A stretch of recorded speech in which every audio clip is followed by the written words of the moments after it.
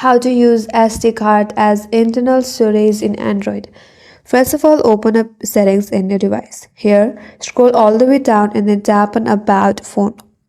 Now from here, you have to tap on Version and find out your build number. So all you have to do is keep on tapping on this build number until you have a developer option, and once you have it, follow some instructions and you have to turn on the developer mode in your device. After you have turned on this developer mode and once it says you are a developer now, head back to your settings and in the search bar, search for developer option and then tap on developer option. Here scroll down, keep on scrolling and find out an option under apps section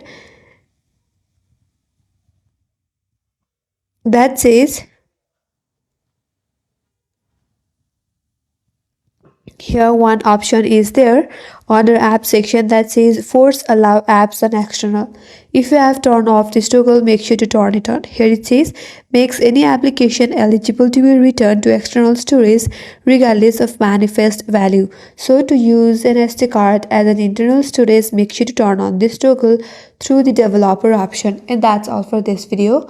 Hope this video was helpful, and if you are new to our channel, consider subscribing. Thanks for watching and stay tuned for more videos.